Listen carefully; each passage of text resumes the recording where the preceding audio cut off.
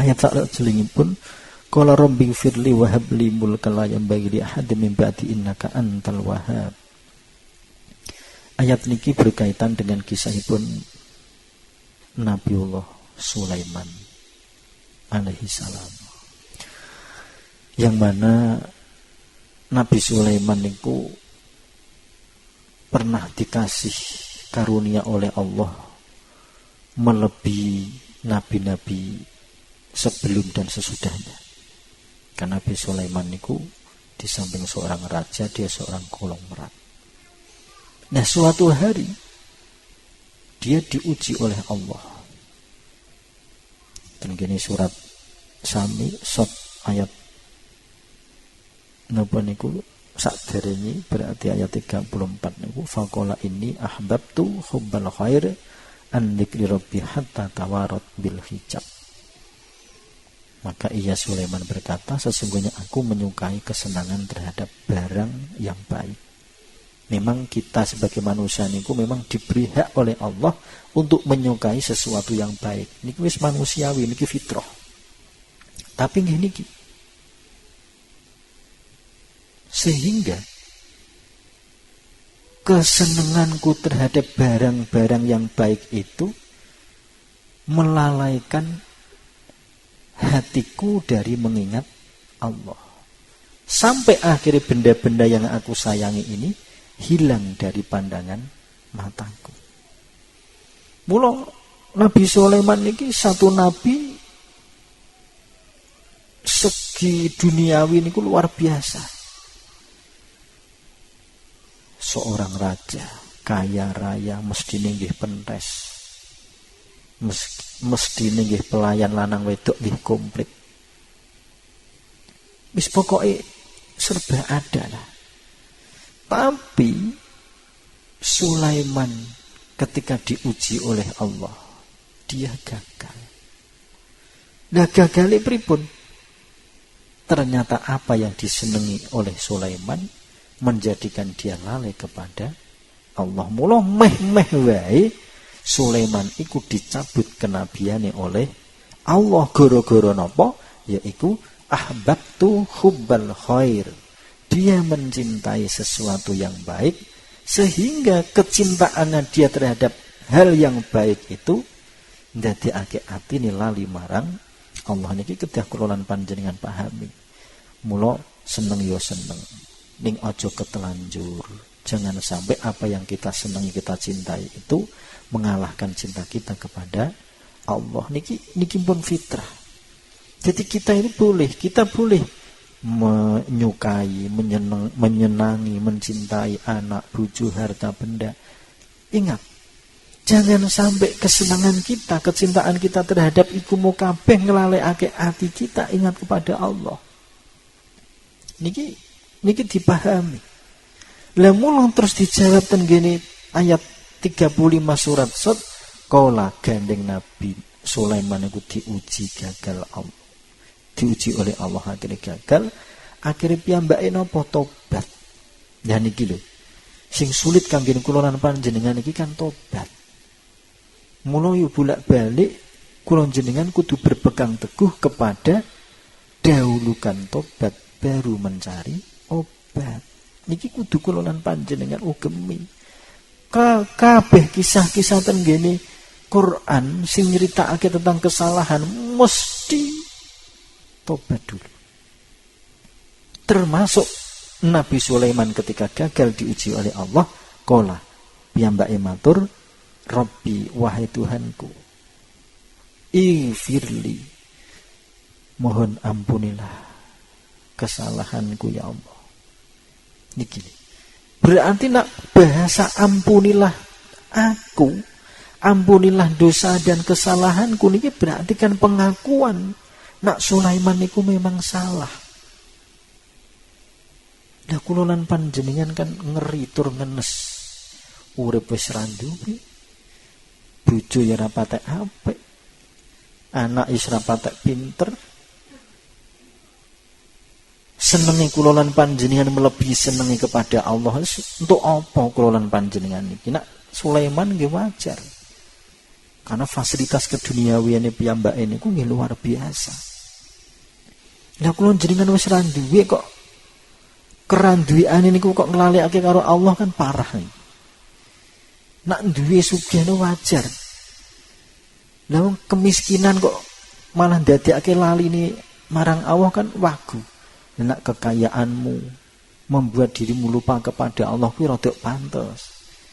Nak kemiskinanmu, kefakiranmu sampai melupakanmu terhadap Allah kan yo kesane kan mboten pantes. Lah maka dari itu ayat niki membimbing terhadap kita apapun yang melalaikan kita terhadap Allah, ayo Rabbi firli. Ya Tuhanku, ampunilah aku. Terus ten mriki enten ayat wahabli. Hab niki termasuk fi'il amare lafal hibah. Jadi wahaba yahabu hibatan. Wa mauhiban wahaban wa mauhiban fahuwa wahibun. Terus fi'il amare asline nggih if'al iuhab, tapi menurut iklal iku angel dadine hab. Mula hab niki adalah fi'il amar dari wahaba yahabu. Maknane mesti nggih mugi panjenengan paring. Ya Allah, berikanlah marang aku. Ya Allah, ampunilah aku dan anugerahkan atau berilah kepadaku kerajaan yang tidak dimiliki oleh seorang jua pun sesudahku. Sesungguhnya engkaulah yang maha pemberi. Niki lho didikane Allah terhadap para nabi-nabi ini. Niki saged kula lan panjenengan tiru. Dadi nak kula lan panjenengan niku dikei ujian karo Allah. Nak cara ten nggih kisah Nabi Sulaiman. Tapi Nabi Sulaiman niku ketika kekayaane dikukut karo Allah, kerajaane direbut karo Allah lewat mungsoi. Niku Nabi Sulaiman kan sudah tidak bisa berbuat apa-apa lagi. Jadi ini lho, guru-guru ahbabtu hubbal khair an dzikri rabbi. Kenabian Nabi Sulaiman niku mati cabut. Bahkan guru-guru niki kesenengane terhadap nak ten ngene tafsir niku nggih seneng terhadap kuda sing apik-apik, gedhe dhuwur playune banter. Nggih niku permasalahane. Sampai dia manggut-manggut mengagumi kuda sing luar biasa niku. Niku dianggap oleh Allah suatu cela. Mula akhire kerajaan Nabi Sulaiman suatu saat hancur gara-gara kesalahane Nabi Sulaiman, kesenengane terhadap harta bendane melupakan Allah. Mula akhirnya Nabi Sulaiman tobat dan memohon kepada Allah, wahab li mulkan la yambaghi li ahadin min ba'di. Ya Allah, tolong berikanlah kepadaku kerajaan yang tidak dimiliki oleh seorang jua pun sesudahku. Sesungguhnya engkaulah yang maha pemberi. Maka dari itu nak kulolan panjenengan salah karo Allah sehingga kulolan panjenengan kon bayar fidak dening Allah, ken nebus oleh Allah. Monggo kita mendekatkan diri kepada Al-Wahhab. Terutama anak ana wong sing asale sukses terus dibarani bangkrut. Ngeten iki monggo delok apa sing ndadekake itu terjadi. Dan setelah itu monggo kita cek up tenggene ayat niki. Jadi niki lho tuntunan sangka Al-Qur'an. Awake dhewe tidak boleh menjauh dari Al-Wahhab, dari Allah, tapi awake dhewe niku kon mendekatkan diri kepada Allah. Nah, maka dari itu ayat niki, ya Tuhanku, ampunilah aku dan anugerahkanlah kepadaku kerajaan yang tidak dimiliki oleh seorang jua pun sesudahku. Karena ayat niki dimaknani secara mafhum mukhalafah yo ngeten iki wae. Ya Allah, hab tolong panjenengan paring kula mulkan layam bagi li ahadin min ba'di, yaiku mulkan nak cara temeke kerajaan, berarti kekuasaan, penguasaan terhadap ilmu. ilmu makrifat utawa sangkan paraning dumadi yang tidak dimiliki oleh seorang jua pun sesudahku. Jadi koyok-koyok cara awake dhewe meminta ini sak anak turun kungku bakal iso mewarisi ilmu sangkan paraning dumadi. Mergo sangkan paraning dumadi niki ijih termasuk pembahasan sing longko. Diarani longko mergo niku iman kepada Allah. Allah sing ndi? Kadang kan longko. Allah kok telu. Niki longko kae banget. Niki tetep nak kanggene wong-wong sing pemahamannya tidak sepaham dengan kita, tetap tidak akan menerima pembahasan ini. Karena ini sangat ekstrim sekali.